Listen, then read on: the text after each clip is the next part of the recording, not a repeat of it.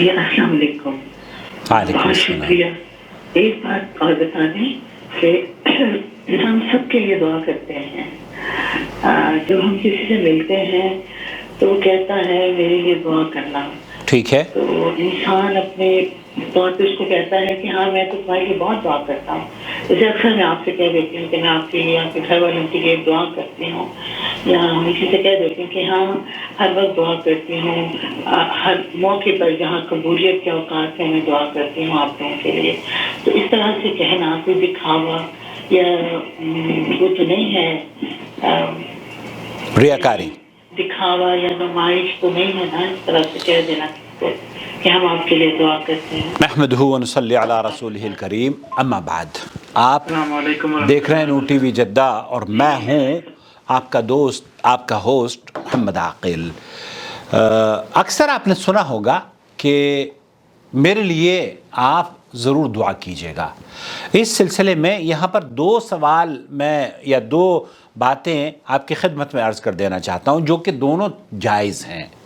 یہ کہنا کہ میرے لیے آپ دعا کیجیے گا، اللہ کے رسول صلی اللہ علیہ وسلم نے حضرت عمر فاروق رضی اللہ تعالیٰ عنہ کو حضرت اویس قرنی رحمۃ اللہ علیہ سے دعا کروانے کا حکم دیا تھا. یہ نصیحت کی تھی اللہ کے رسول. صحیح مسلم کی یہ روایت ہے.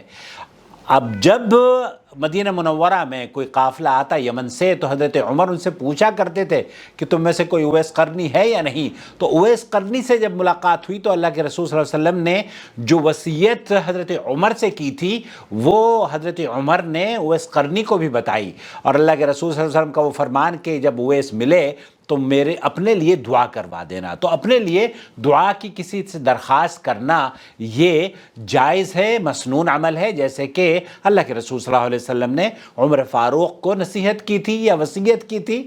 اور اسی طریقے سے اللہ کے رسول صلی اللہ علیہ وسلم کے صحابی، جلیل القدر صحابی ہیں حضرت عمر فاروق، کون نہیں جانتا.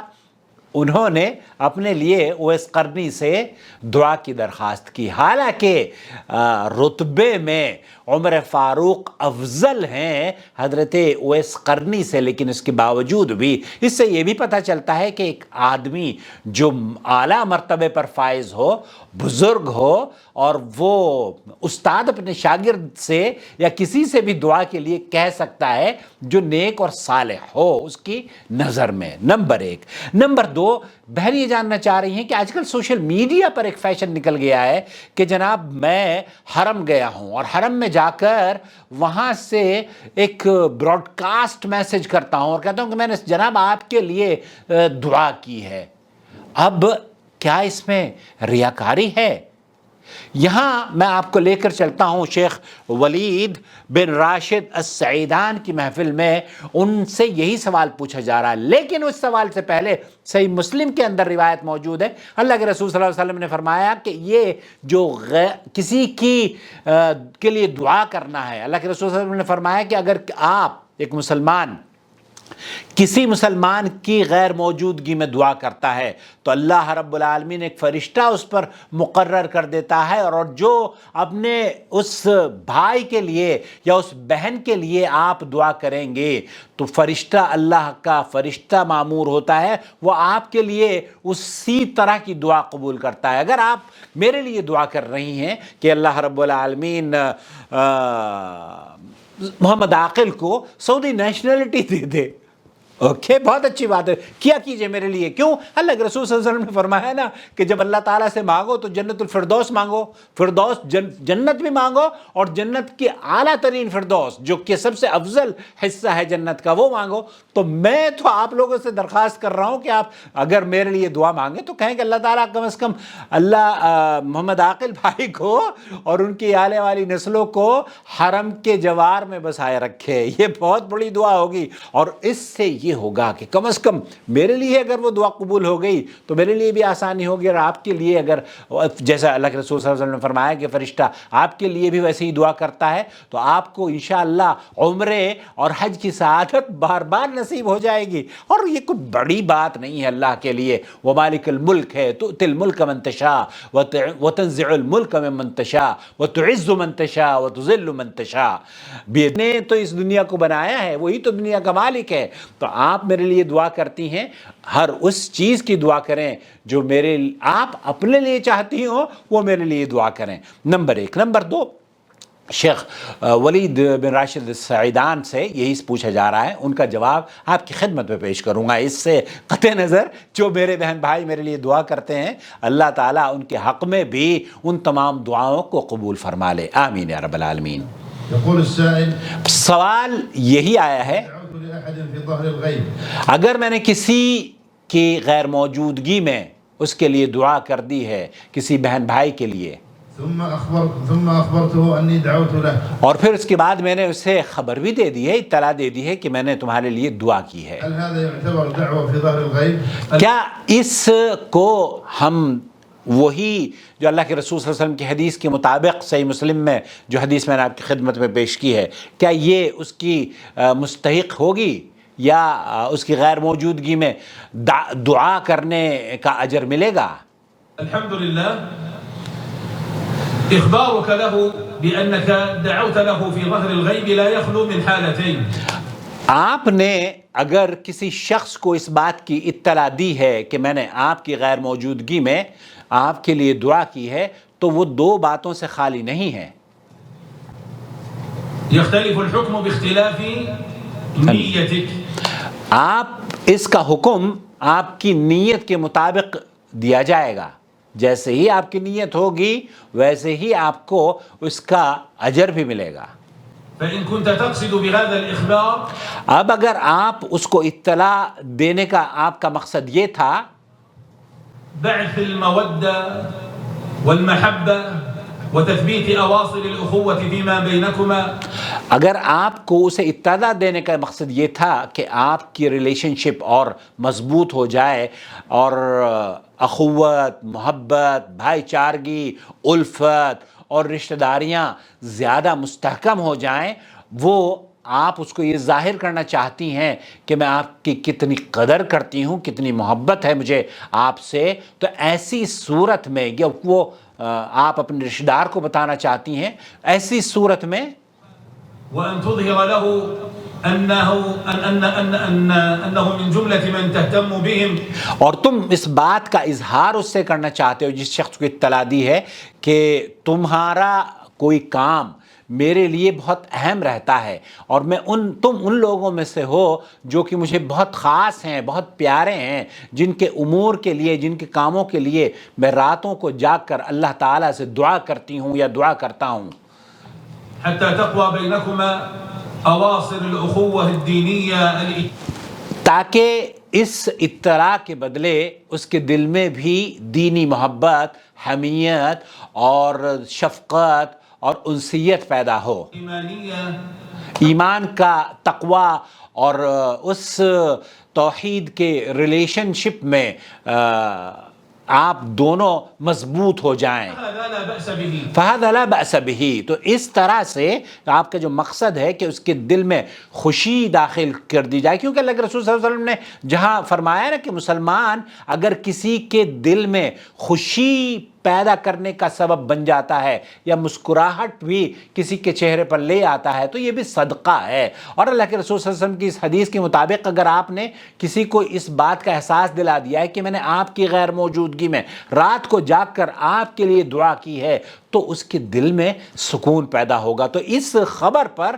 انشاءاللہ تعالی آپ کو اجر بھی ملے گا اور آپ کی دعا کو اللہ رب العالمین قبول بھی فرمائے گا انشاءاللہ تعالی. ويدخل في ذلك كذلك إذا كان مريضا، اور اگر ایک شخص مریض ہے ودعوت له في ظهر الغيب ثم تريد أن تبعث في قلبه الطمأنينة باهتمام إخوانه به، ایک آدمی مریض ہے، آپ کا کوئی رشتہ دار ہے، وہ مریض ہے اور اس کی غیر موجودگی میں آپ نے دعا کی ہے اور دعا کرنے کے بعد آپ اسے بتاتے ہیں کہ میں نے آپ کے لیے دعا کی ہے، تو مریض اس بات کو محسوس کرے گا کہ میں کسی کے لیے اہم ہوں، اس کے دل میں، اور اس کی روح مسکرا اٹھے گی، اس کے چہرے پر خوشی آپ نمودار پائیں گے. تو ایسی صورت میں وتبعث في قلبه كمال الثقة بالله عز وجل أن الله مستجيب دعاء إخوانه. اور یہ بات اس کو باور کرانا چاہ رہی ہیں کہ اس کی فضیلت کیا ہے اور اللہ رب العالمین دعا کو قبول کرتا ہے. کسی مسلمان بہن بھائی کی غیر موجودگی میں اگر دعا کی جائے تو اس سے اس کا ایمان اور عقیدہ پختہ ہوگا. الذين يدعون له في ظهر الغيب فأخبرته. آپ اگر ان کو ان کی غیر موجودگی میں دعا کرنے کے بعد اطلاع دے رہی ہیں بأنك دعوت له في ظهر الغيب لهذا المعنى وبهذا القصد فلا بأس بذلك إن شاء الله. تو ایسی صورت میں جب آپ اس کے دل کو مسرت، اس کو خوشی دینا چاہتی ہو، اس کو ایمان کی طاقت کا احساس دلانا چاہتی ہو، اس کا تعلق رب العالمین سے جوڑنا چاہتی ہو اور اس کے چہرے پر مسکراہٹ لانا چاہتی ہو، اسے یہ بتانا چاہتی ہو کہ آپ میرے لیے بہت اہم ہیں، تو ایسی صورت میں شیخ فرما رہے ہیں کہ اسے اطلاع دینے میں کوئی قباحت نہیں ہے، جائز ہے. وهو عمل صالح وہ عمل صالح، مودة الأخوة الإيمانية. یہ آپ کے اس محبت اور اس انسیت اور اسلامی اخوت اور اسلامی رشتے کو مضبوط کرنے کا سبب بنے گا. وتثبيت كمال الألفة بينكما وتسلية قلبه كل ذلك لا بأس به. کل ذلك لا بأس. یہاں جو دوسری بات ہے وہ بھی سننے لائق ہے. دعاؤك له في ظهر الغيب لك أجره وثوابه وكذلك. اگر آپ کسی شخص کی غیر موجودگی میں دعا کر رہی ہیں تو آپ کو بھی اجر ہے اور آپ کو بھی ثواب ہے، اور فرشتے کی اس بشارت، اس حدیث کے مطابق فرشتہ یہ کہتا ہے کہ اللہ رب العالمین اس کو بھی ویسا ہی عطا فرما. بارك بهذه النية لك أجرها وثوابها. تو اس نیت پر، جو آپ کی نیت ہے کہ میں اس کو خبر دے رہی ہوں تاکہ اس کو اطمینان ہو جائے، تو اس پہ اجر ہے. وأما الحالة الثانية فأن تخبره من باب الرياء والتسميع فقط. اب آپ دوسری جو ایک آدمی کی نیت ہوتی ہے کہ میں اس کو بتانا چاہتی ہوں کہ وہ میں اس کے لیے دعا کرتی ہوں، لیکن اس کے اندر اس کا مقصد کچھ اور ہوتا ہے.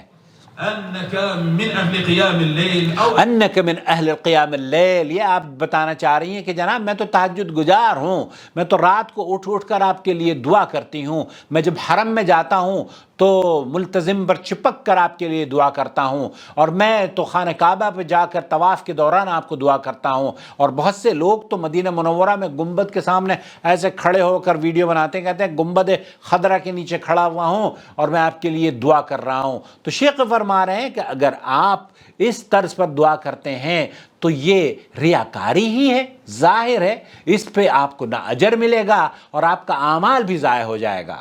أنك من يهتم بإخوانك فتريد مدح نفسك.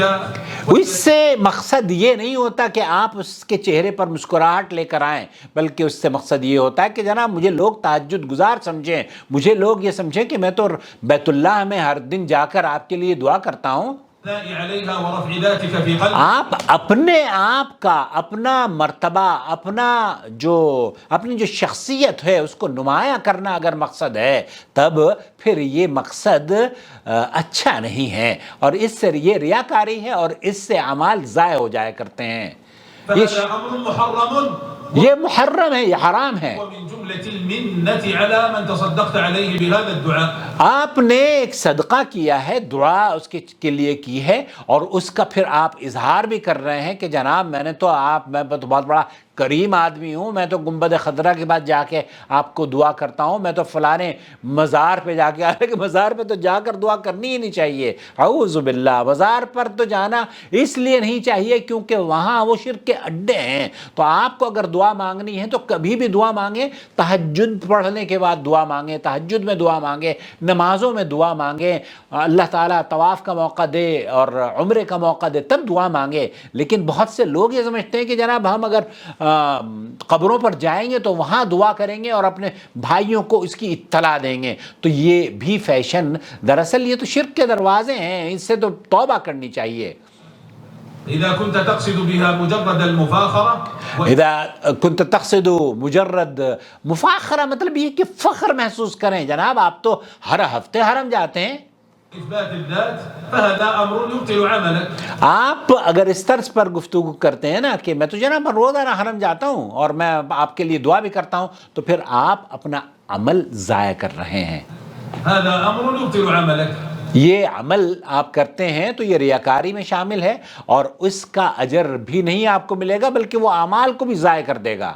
والله أعلم. واللہ اعلم. تو ریاکاری، خلاصہ کلام یہ ہوا کہ اگر آپ دعا کرتے ہیں کسی کے لیے تو دعا کرتے وقت جو آپ کا مقصد ہے وہ یہ کہ اس کے چہرے پر مسکراہٹ آ جائے اور اس کو سرور اور خوشی میسر آ جائے، آپ کی جو رشتہ داری ہے وہ مضبوط ہو جائے، تو بالکل جائز ہے. لیکن اگر آپ یہ کہنا چاہتے ہیں کہ جناب میں تو تہجد گزار ہوں، میں تو عمرے میں اور ہر روز مدینہ منورہ جا کے آپ کے لیے دعا کرتا ہوں، ایسی صورت میں آپ کو یہ ریاکاری کا خدشہ ہے، اور ریاکاری سے آپ کے وہ عمل، ریاکاری شرک ہے، اور شرک کے اس طرح کا شرک ہے کہ یہ ریاکاری اگر کسی عمل میں پائی جاتی ہے تو وہ عمل قابل قبول نہیں ہوتا.